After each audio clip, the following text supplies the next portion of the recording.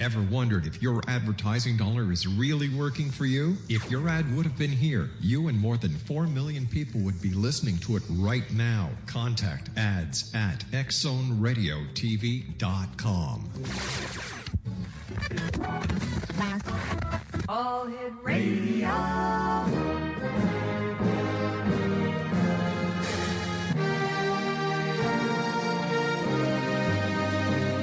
Welcome to the X Zone, a place where fact is fiction and fiction is reality. Now, here's your host, Rob McConnell.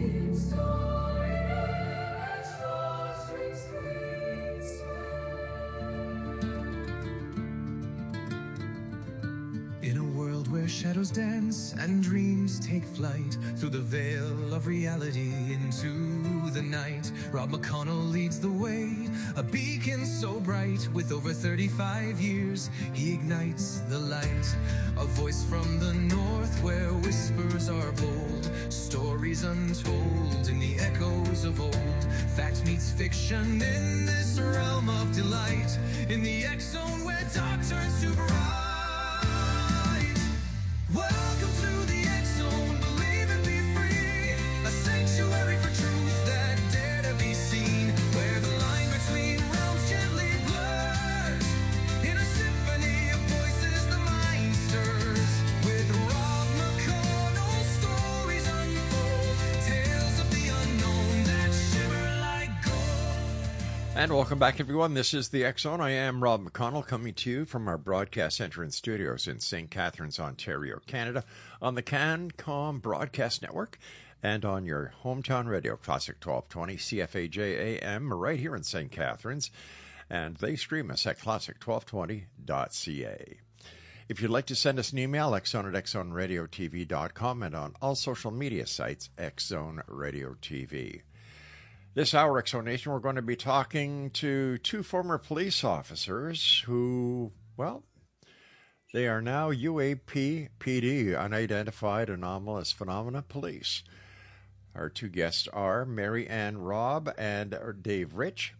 And Marlene and Dave, retired Arizona police officers with combined 59 years of law enforcement experience, take center stage to shed the light on a frustrating and lesser-known aspect of their profession: investigating unidentified anomalous phenomenon, the aka the paranormal and cryptids. With impressive collective experience, they offer unique insights into the challenges that historically have hindered UAP and UFO investigations within law enforcement circles. And MARIANNE and Dave, wow, welcome to the X Zone. Thanks. Thank you for having us. This is great. How did you guys ever get into the investigative aspect of UFOs?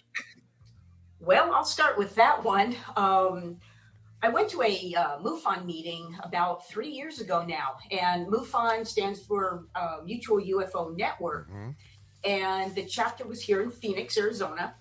And I went to one of their meetings, and they were talking about disclosure, and they were saying that how disclosure is going to happen, and how, which I don't think it ever will, but right. That's beside the point. But they were talking about the military coming forward. They were talking about airline pilots starting to come forward, starting to be accepted.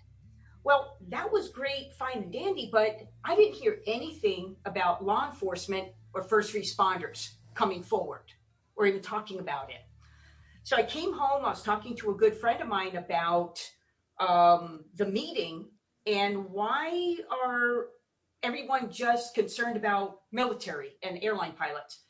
And he goes, that's a good question. So I called Dave, and I told him about the meeting, and I told him, I says, hey, why aren't law enforcement officers talking about these UFOs or paranormal experiences they might have? There is over 800,000 law enforcement officers out there in this country, the U.S. alone. And, they're working 24/7, 365. They're out there on the streets. They're seeing things. And again, why aren't they talking? So I asked Dave that question, and he kind of told me, he goes, well, I'll tell you exactly why they're not talking about these things. And I'm like, okay. And this is where I'm going to let Dave take over to tell you exactly why they're not talking. Yeah, so Marianne gives me this call out of the blue and is like, hey, first responders, they're working all the time, police officers, and they've got to be experiencing stuff. Why aren't they talking? And I'm like, well, because of exactly what happened to me back in 2017. To make a long story short, I can go into the whole detail, but I don't know if you want all the details of the story. Oh, sure I do. Okay, well, strap in, then here we go. All right, I'm strapped in and buckled up, so let's go, my friend. So April 8th, 2017, it was a Saturday. I was assigned to a job where I worked with alien life forms. I was a high school resource officer. So, and you can't get much more alien than teenagers. So I end up going on that Saturday to work because it was the night of prom. So I get to the location where prom was, and the principal looks at me and goes, hey, did you hear about the 911 call at the school? And I was like, no, it's a Saturday. Why would there be a 911 call there? And he kind of laughs and says, you need to call dispatch. So I called dispatch. I was like, hey, was there a 911 call at my school today? Dispatcher laughs and says, hey, you need to talk to this specific officer. So I hang up with dispatch. I'm like, why won't anybody tell me about this call at my school? So I send a text message to this other officer, and I'm like, hey, dude, did you get a call at my school today? And his response is, dude, your school is blank haunted. At this time in my life, I was 100% a skeptic. I did not believe in ghosts. I didn't believe in anything like that. Mm-hmm. So I get this text from him, and I'm like, right. Okay. So I call him up, and I'm like, what are you talking about? And he proceeds to tell me that at 11:54 in the morning, they received a 911 call from the front desk of the school. They know it came from the front desk because in the 911 center, it literally said reception B, which is the second phone at the front desk of the school. Dispatcher answers the phone, says 911, what's your emergency? And there is a voice, sounds like a woman whispering, but you can hear it clear as day. And it sounds like she says, I'm scared. The dispatcher says, what was that? And it says it again, I'm scared. Dispatch says, you're scared. And then it says, no. And then you hear the sound of the handset being dropped onto the counter, onto the desktop. So they proceed to send patrol officers because they've got a voice talking to the dispatcher. They don't know what's going on. So they dispatch 2 officers to the school. The officers get to the school. They make entrance into the administration building through what's called a Knox box key. Here in Arizona, we've got these. Every patrol officer has this master key for the front of schools that'll open a little box that gives them the key to the school so they can go inside if they need to do something after hours. So they make entry. Now, the phone reception is in the admin office. The only thing in this building is the principal's office, assistant principals, the nurse's office, the reception, and the school counselors. So they walk inside. They walk up to the desk. He finds the receiver laying on the counter, open line. He picks it up, has a conversation with the dispatcher, says, hey, we're going to search for whoever was in here, and left the phone on the counter. So they hang up. They proceed to search through the entire building. They find nobody. They get to the nurse's office, and they go to make entry into the nurse's office. Now, they don't know which direction the room is going to go. It's a wall and a door in the wall. So they kind of stack up right next to each other so one can peel right, one can peel left. As they go through the door and they start their peel, something pushes both of them out of the way. They physically get pushed on their shoulders as if something was to have run past them. They both spin around and run out of the room, and there's nothing there. So he's telling me this story, and I'm like, right. Okay. So again, 100% skeptic. So I'm ready to just call this, okay, yeah, we're good. I hang up the phone with him, and I don't think much of it at that point. I'm like, yeah, we're good. I'm not going to bother digging into this. This is what is it? It's ridiculous. So I show up at work on Monday, and my sergeant looks at me and says, hey, did you hear about the 911 call at the school? And I'm like, yeah, I heard about it. And he tells me, you need to investigate this. And I was like, why? And he's like, because it's misuse of 911. And I'm like, what? And he's like, it's a crime in Arizona for somebody to call 911 when they don't have an emergency. You need to look into it. What I didn't know, and I have now learned after the fact, is my sergeant was a very big fan of ghosts and believed in the paranormal. And what he wanted was just to have somebody like me who didn't believe in that to have to investigate something and see what I would come up with. So not really knowing that, I just kind of launched into an investigation like I would any other misuse of 911. I pulled a recording of the 911 tape, send it off for analysis. I pulled the recording from the security footage at the school. There's a camera right above the main entrance that shines right down on this phone. It's almost dead center of the camera. I take the video, take it all the way back to hours before the phone call comes in, and I watch it all the way through. And there is nobody at that phone when the phone call comes in. I actually watched the officers walk in. I watched the officer walk over, pick up the receiver off of the desk, and have a conversation. The video footage is 100% clear enough that you can see there is nobody standing at this phone.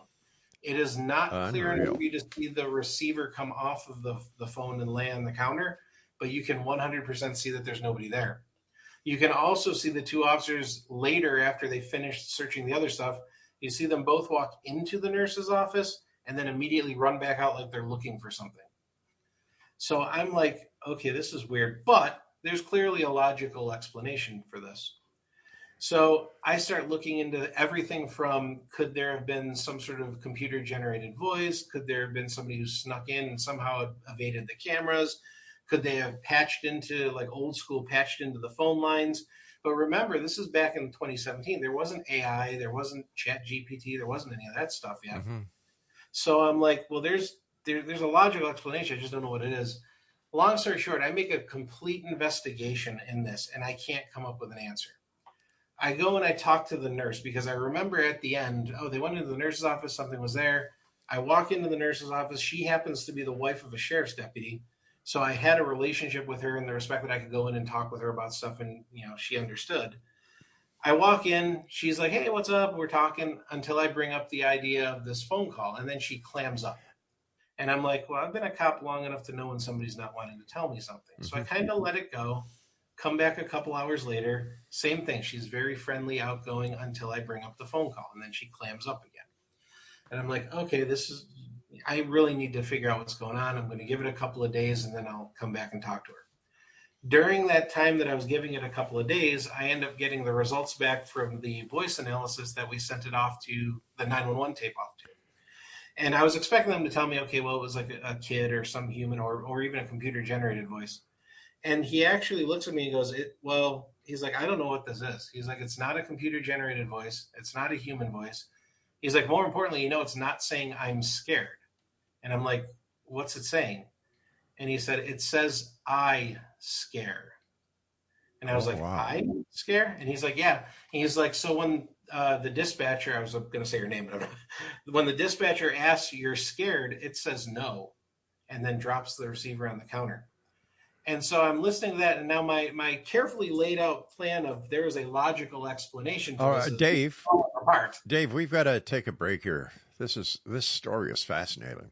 Please stand by. X-Zone Nation, our guests this hour, MARIANNE Robb and Dave Rich. They're from UAP-PD, Unidentified Anomalous Phenomenon Police. And we'll be back on the other side of this break as the X-Zone continues with yours truly, Rob McConnell, from our broadcast center and studios in St. Catharines, Ontario, Canada, on the CanCom Broadcast Network and on your hometown radio, Classic 1220 CFAJ AM in St. Catharines, streaming us at classic1220.ca. Reality into the night. Rob McConnell leads the way, a beacon so bright. With over 35 years, he ignites the light. A voice from the north where whispers are bold, stories untold in the echoes of old. Fact meets fiction in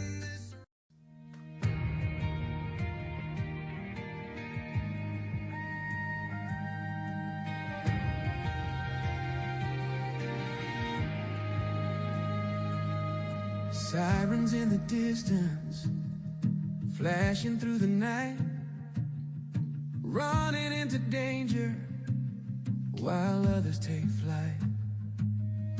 Boots on the pavement, heart steady and true, but there's something deeper guiding what he'll do. Beyond the flames, beyond what eyes can see, a voice within speaks of destiny. He's a psychic fighter, walking through the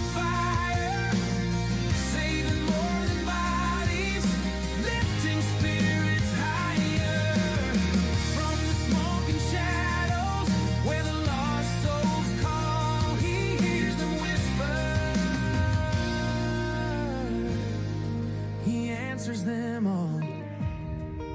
Welcome back, everyone. Our guests this hour, MARIANNE ROBB and Dave Rich from UAP-PD, Unidentified Anomalous Phenomenon Police. And all the way in Mesa, Arizona.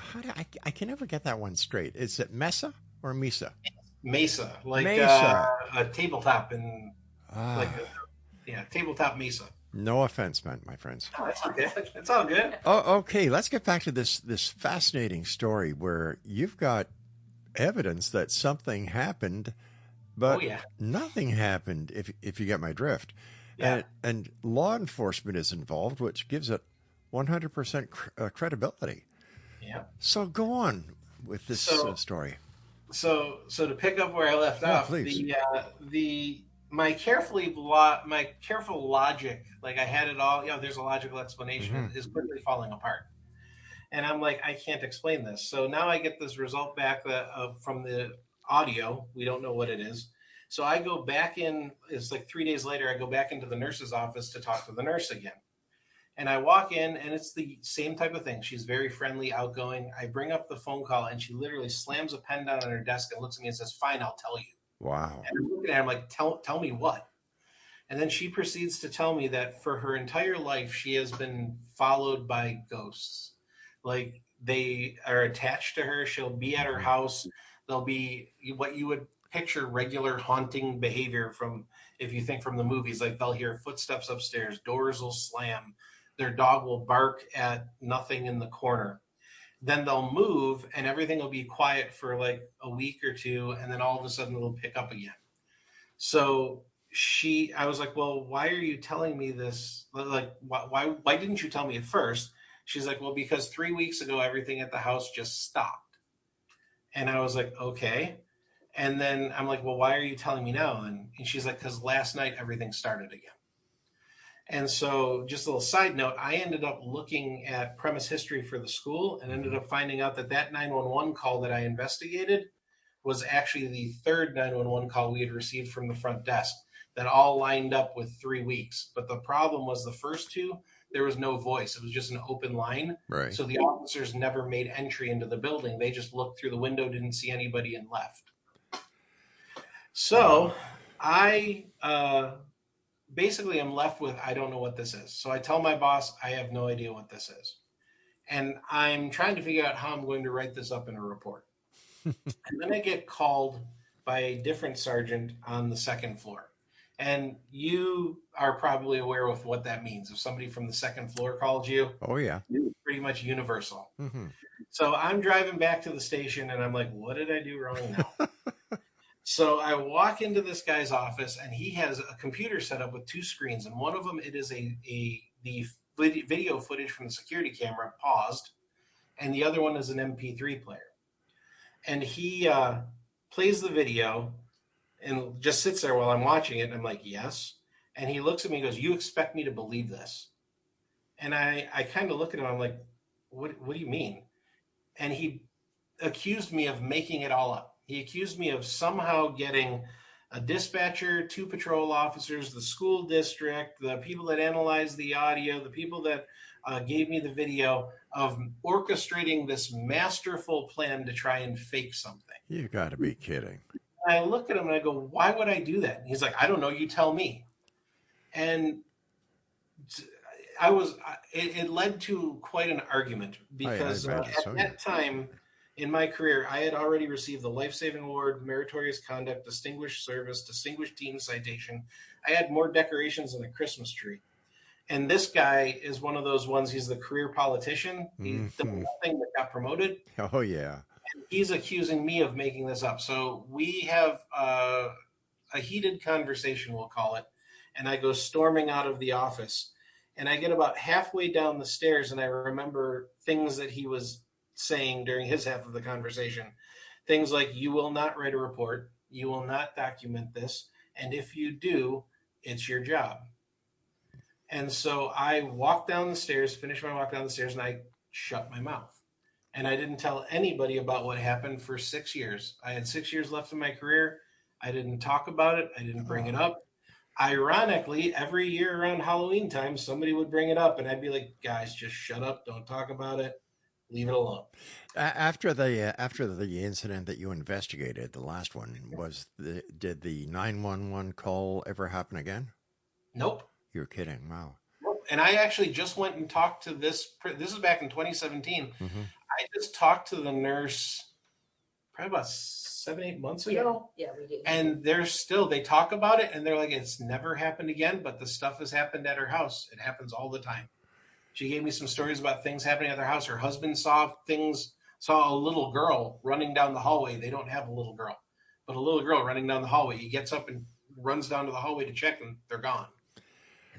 So, well, you know what? I commend you for your integrity. Mm-hmm. You know, that's what good cops are made out of: integrity and honesty. And I only have one question for the second floor sergeant: where the hell did he get his stripes, and who did he kiss ass to get them? There's quite a long story there. Yeah. Unfortunately, it's still going, and now he's a lieutenant, so we have bars now. Oh my God. Okay, now Marianne, how about yourself? Well, I have never had any experiences at all, whether UFO, paranormal, a cryptid, Bigfoot, skinwalker, nothing. I'm an avid hunter. Mm-hmm. I fish all the time. And I still have never seen anything. So let me see if I've got this right. Dave is Mulder, and you are Scully. Exactly. I Got know it. where you're going with that. Got it. Exactly. And it's kind of funny. We've done some investigations. We don't do a lot, but if we get an area where we have a lot of stories from officers that come in, we will do an investigation.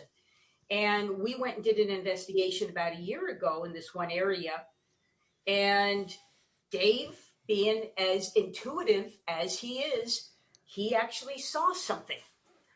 I was maybe 6-8 inches from him when he saw this, and I was videotaping, but I didn't see anything. I did not feel anything. And I was like, okay, I believe if you felt and saw something, great. I think that's maybe why I'm kind of the investigator, that I want hard evidence. I want to see things. I want the hard evidence.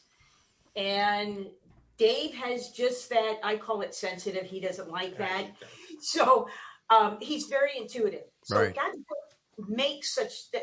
what makes us such a great team on this. Now you got to tell them what you got on your video before I sound crazy, because she caught something that she couldn't see on the video. Did you go to the doctor to get a shot for it? Yes. Oh, I see. I'm sorry. But no, what he saw, I did not see it with my naked eye. But when we headed back into town, I started looking at my video camera, started playing back the film, and I saw something. I mean, you could see something moving in the dark, going back and forth. And all I told Dave was, hey, look at this. I didn't tell him what to look for, but just look. And he did, and he saw, and he's like, yep. That's exactly what I was seeing with his naked eye. And we had it analyzed and everything, and he could explain it, but it wasn't a person. It was something out there that other officers have always talked to us. It's up on one of our Indian reservations. Well, what would it be? The Wendigo or something like that? A version of that. Out here in the Southwest, we have these entities called skinwalkers. Oh, I see. Yeah. Like Skinwalker Ranch? Yes, okay. Exactly. Named for the same thing.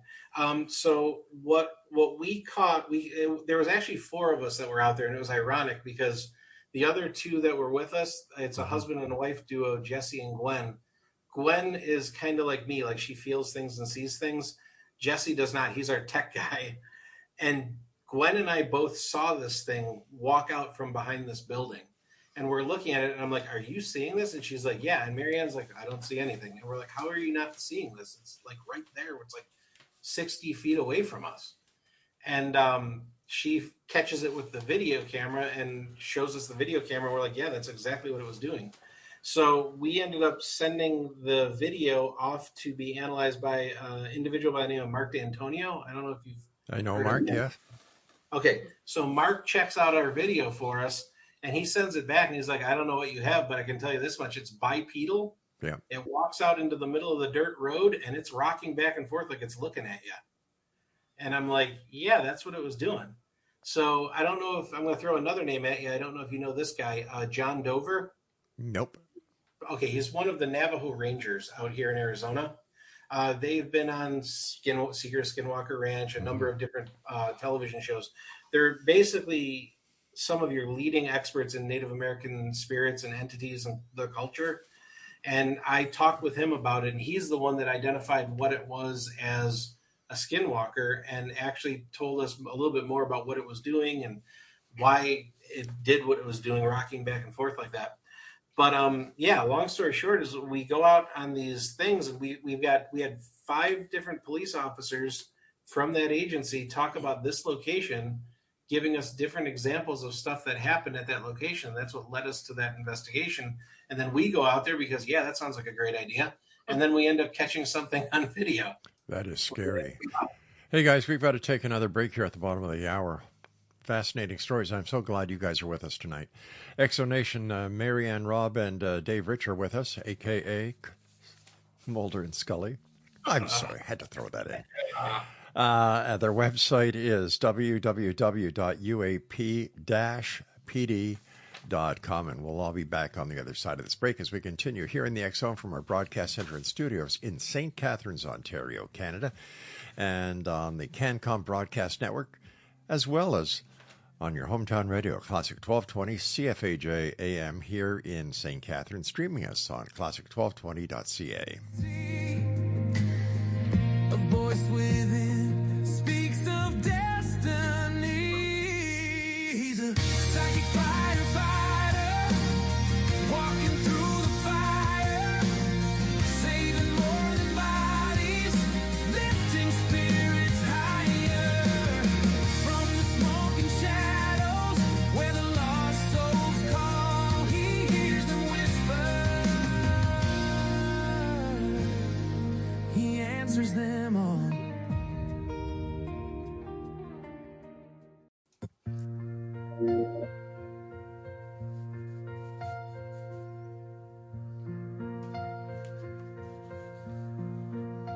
Where the mist rolls in from the river's bend, and the willow weeps for the long dead man. Cannon smoke and musket cries still echo under haunted skies. In the shadows by Queenston's Hill, you can hear the marchers still. Drums of doom and bayonets gleam, awakening soldiers from their dream. They rise from the ground when the moon turns pale, whispering names on a cold night's gale. Through the streets of Niagara on the lake they ride, ghostly eyes burning from the other side. Hear their boots on the cobblestone floor. The dead of the Welcome back, everyone. We're talking about law enforcement and the paranormal. I know for a fact I talked to a couple of police officers that chased a fireball along the road beside the Ottawa River. I've spoken to the wife of an RCMP officer who was with their 3 children that was buzzed by a UFO just east of Montreal. I also talked to a sergeant, a patrol sergeant in Quebec, who was walking the beat. As he was passing a funeral parlor, a horrific screech came out. Scared the hell out of him. This was at 2 o'clock in the morning. across the street in the parking lot of a little shopping mall were found books that had the name of the deceased girl. She was a teenager who was being exposed in the funeral home that he was walking by. Her school books were found in the parking lot. Now, this is all documented with police reports. Police won't make things up. No, that's the thing, is that to become a police officer, you've got, and you know this, you've got over a year of training. Yeah. And you want to get your pension. You want to do at least 20 years here in Arizona. Well, it used to be when we were officers, you could retire after 20 years and get a full pension. Now it's 25. But are you going to risk, like Dave, he had to keep quiet for 6 years and not say anything so he could get his pension, because there was a good possibility he would have gotten fired. And there's no way cops are going to talk about these things. You know, I have a plaque in my studio that says, all people are not created equal. Only the finest become police. I love it. That's a good. You know, and people don't understand the brotherhood that's involved here. Yeah. Whether you're in the United States, whether you're in Canada, whether you're anywhere, you know, you put your life on the line, you wear the badge with pride, and you do your very best to serve and protect. So when a police officer has to suppress what they've seen because it may ruffle some feathers upstairs on the second floor, that is so wrong. The same thing happens with the military. The same thing happens with air traffic controllers. The same thing happens with pilots. Like, what has happened to freedom of speech? What has happened to, you know, you're innocent until proven guilty? You know, you're talking about people who at a moment's notice will be there for you. You know, call a skeptic when you've got an emergency. Don't call 911 then. Well, and it's great that you mentioned that and bring it so eloquently to light. The whole reason that we created UAP-PD was for that exact thing. That we know that there are officers, there are firefighters, there are EMTs, park rangers that are seeing things and are in the same boat that I was in. And now we just wanted to provide a place where they can talk, where they can start the process of working their way through whatever it was that they experienced without being judged or ridiculed or heckled. And the part that's amazing is we've been doing this now for almost just about 3 years. And we've collected almost 95 stories. Unreal. And the thing that's amazing is the furthest one away is from Australia.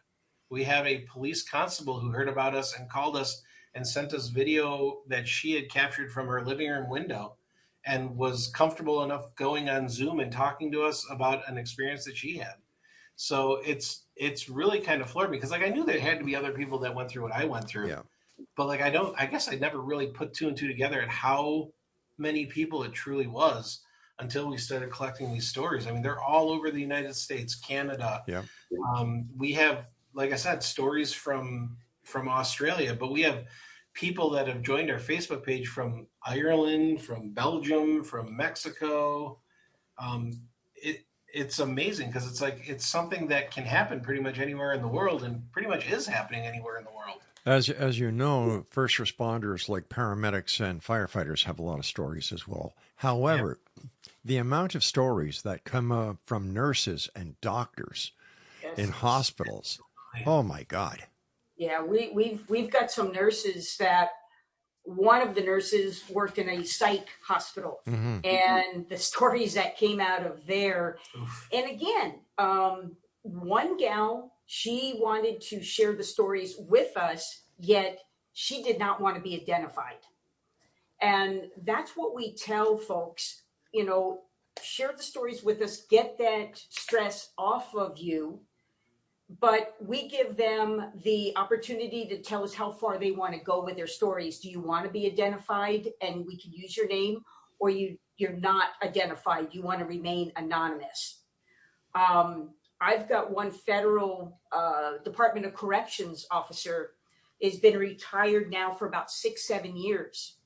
And he had quite a few UFO experiences, and actually basically an entity visit him in his house. All of these things happened. He had nowhere to go and to share his stories. It was all bottled up inside of him all these years. Even though he was retired, he did not want to be identified. He was afraid that if somebody heard his name, that he would have lost his pension. You know, if you went into certain crime scenes or were involved in shootings or horrific accidents, there was somebody you could talk to. You could, you know, and how many law enforcement officers today suffer from PTSD? Yep. You know, people don't realize that. And you know, I'm really glad you folks are there doing what you're doing, because law enforcement needs it. Yeah.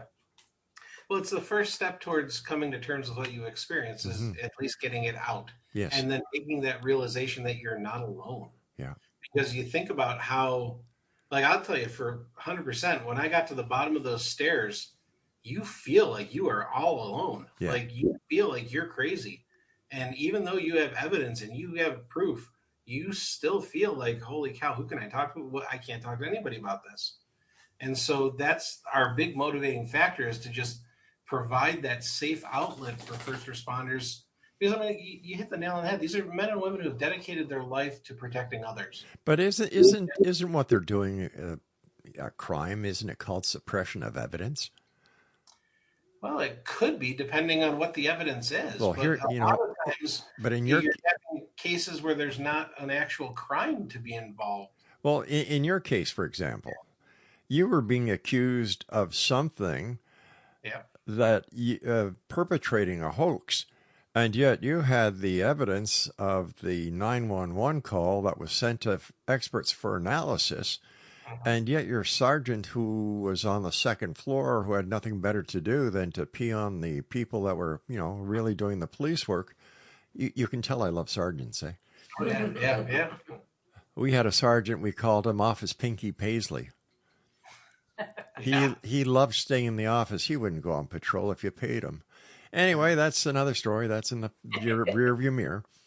But, you know, why suppress it? The truth has got to get out there, you know. Aren't we sworn officers to tell the truth? Yeah. Well, you just brought up a good point. We're told, tell the truth, the whole truth, and nothing but the truth. So help you God. Right? Yeah.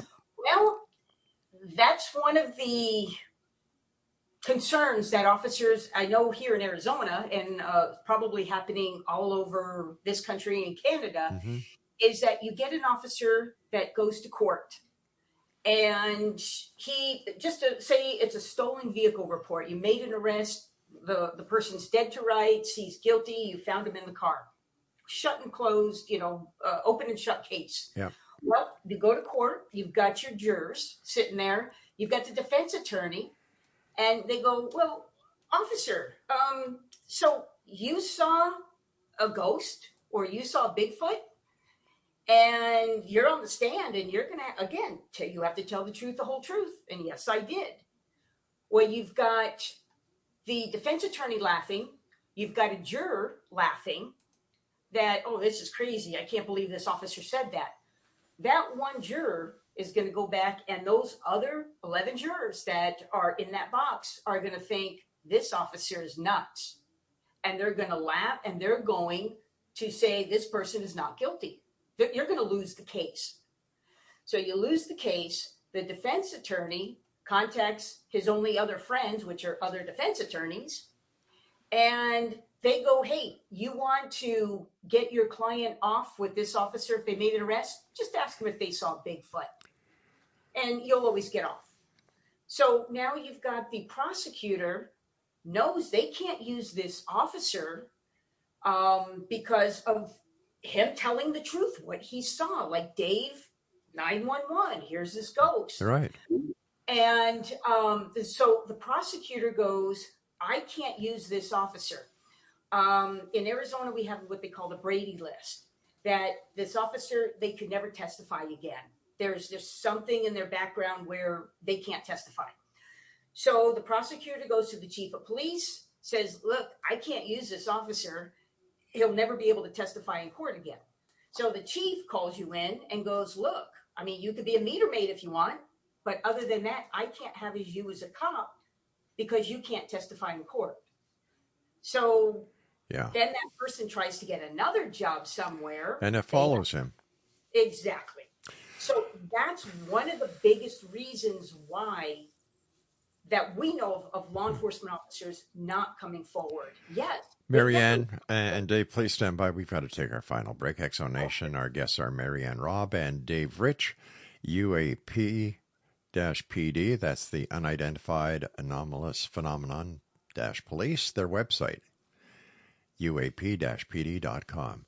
And we'll be back as we wrap up this hour here in the X Zone from our broadcast center and studios in St. Catharines, Ontario, Canada. Don't go away.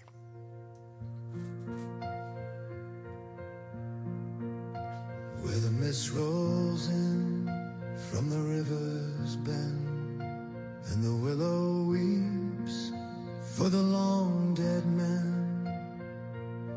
Cannon smoke and musket cries still echo under haunted skies. In the shadows by Queenston's hill, you can hear the marchers still. Drums of doom and bayonets gleam, awakening soul. You guys. Yeah. Breaking news on every screen. Check the vaults for Little Green. Government dust in folders old, looking for the saucers people told. Trump said, fine, let's open the stash. Find the aliens, clear the trash.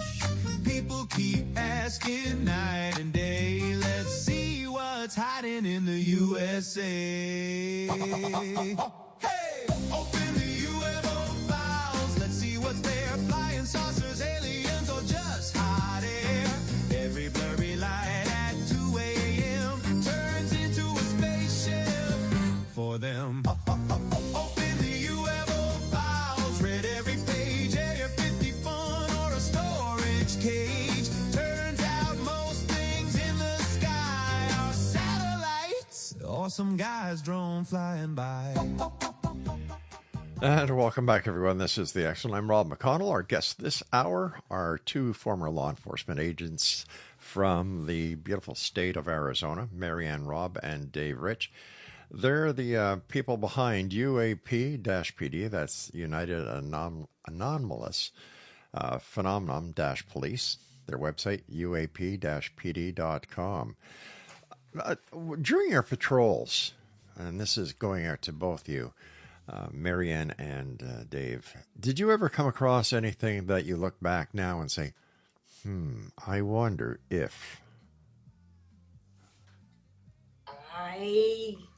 I'm going to defer to Dave to start because I'll have to think about that. Okay. You know, it's funny because, like, for the majority of my career, I was a hardcore skeptic. Mm-hmm. So reflecting back, I don't really think of anything. I mean, really, that 911 call was the first one thing that really kind of made me question what I believed. Do you think that 911 call was the key to the lock that opened up your skepticism and turned you into a possible believer? 100%. Yeah. 100%.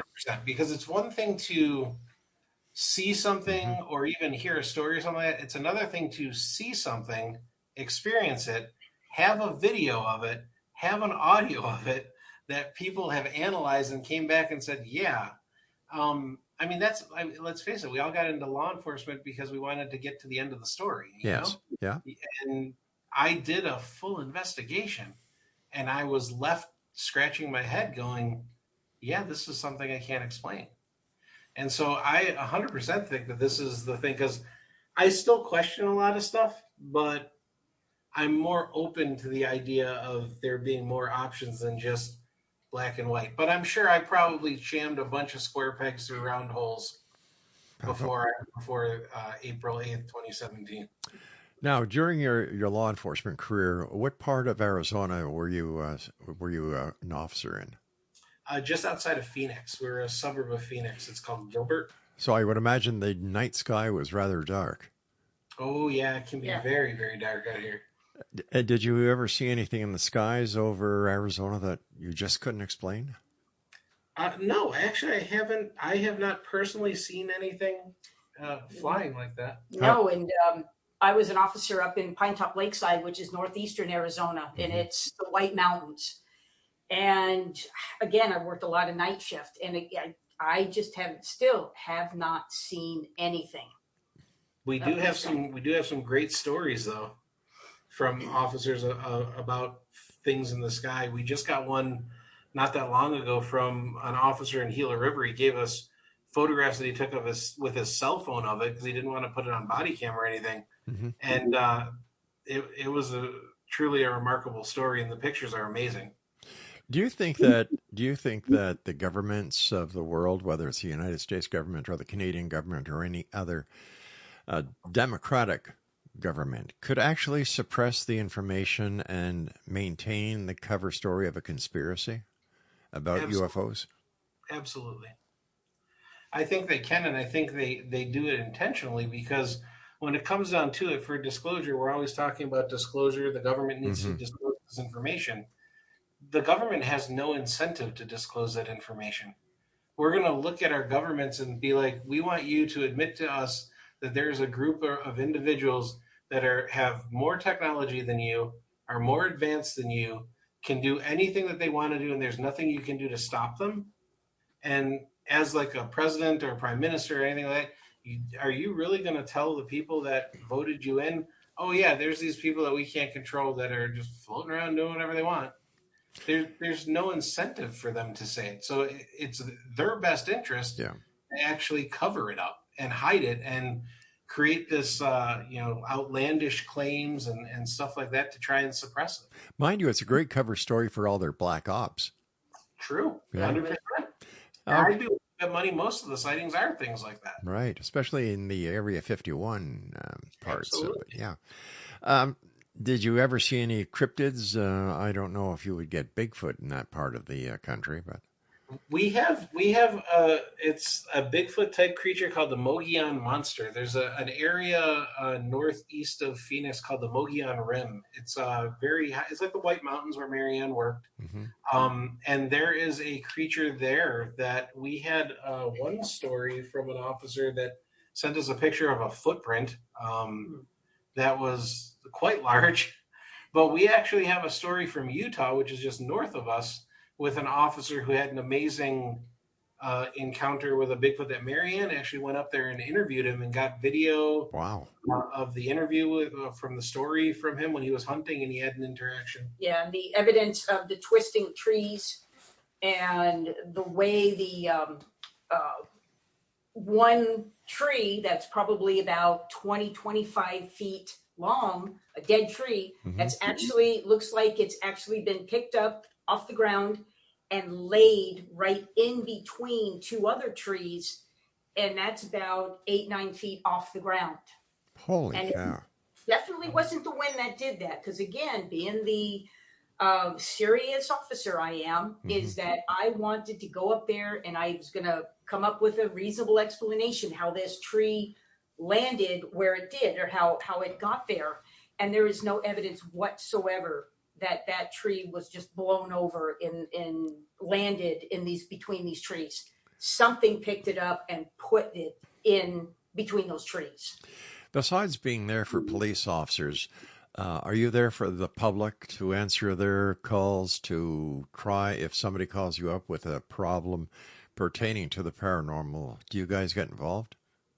We do to a certain degree. What we'll do is we'll listen to the story, and then we have created quite a network of people that are specialists in their fields. And so if somebody has a story and they want to call us, if they're not a first responder, we have other people that we work with that are experts in this field as well that we will refer them to and kind of pass that information on. If it's something that's nearby that we can help out with, we're going to help. I mean, that's kind of in our nature is to try and help. But sometimes it'll be one of those things where, hey, I've got this person that's right by where you live that can help you out. Here's his information or her information. And we kind of facilitate hooking them up with somebody local for them that can help them. How do you guys deal with skepticism? Most of the time when I deal with a skeptic, it's usually one of I have all these little canned responses that I always use. But the one that I really like about skeptics is the whole difference between something that is known and something that is unknown is time, is what it really boils down to. And the example I give is this. If the three of us jumped in a time machine and went back 100 years and pulled out a cell phone and showed it to somebody 100 years ago, they're going to look at us like we were witches.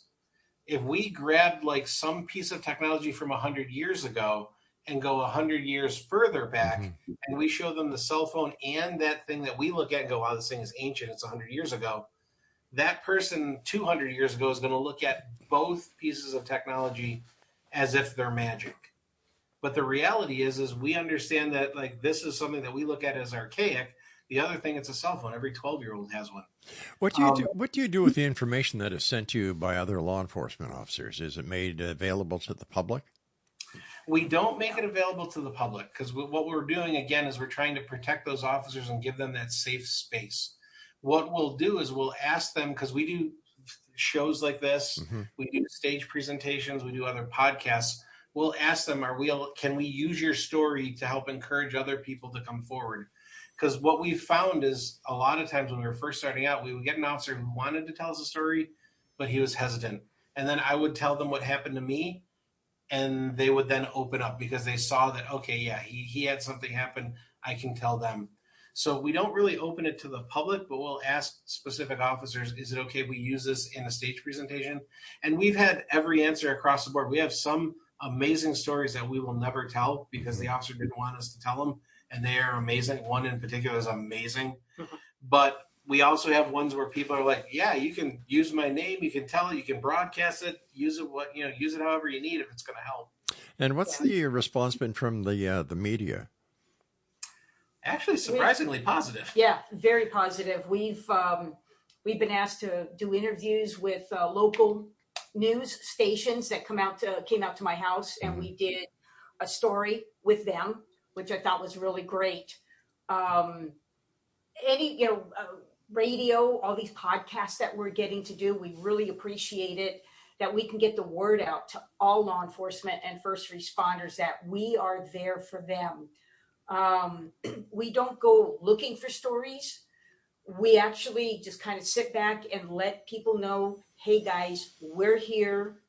We are what I consider a safe zone for you to come and share your story, get that stress off of you, and also reassure them that they are not crazy. Things like this happen out there, and they can come to us and tell us their story.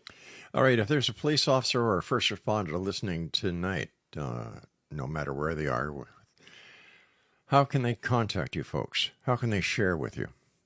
They can contact us on our website at UAP-PD.com.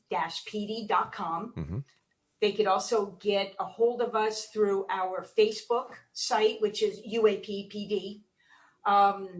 They are the two best way to get a hold of us. Now, they could either share their stories, they can call us, we could do a Zoom. But like I did, I went up to Utah because that officer did not want to talk on the phone. He wanted to talk in person. And I will go wherever I need to go to talk to an officer if they feel more comfortable person to person. I will go wherever I need to get that story and to help these folks. And hey, if it's Canada, it's Canada. Yeah. Hey, listen, I want to thank you both for coming on the show. Continued success. Thank you for being there. And I hope that we have the pleasure of having you guys back on the show in the near future. Absolutely. Definitely. Thank you. Thank you so much. Be safe out there, my friends. Thank you. You too. All right, Exonation, if you'd like to find out more about our guests this hour, Marianne Robb and Dave Rich, visit their website, UAP-PD.com. And if you know of any law enforcement officers or first responders who have had encounters with the unknown and they're looking at a place that they can feel safe to open up to fellow members who will share their story in confidence, www.uap-pd.com. I'll be back on the other side of this break as the X Zone continues right here on the CanCom Broadcast Network and on your hometown radio, Classic 1220 CFAJ AM here in St. Catharines, streaming us on classic1220.ca. Turns into a spaceship for them. Open the UFO files, read every page, Area 51 or a storage cage. Turns out most things in the sky are satellites or some guy's drone flying by.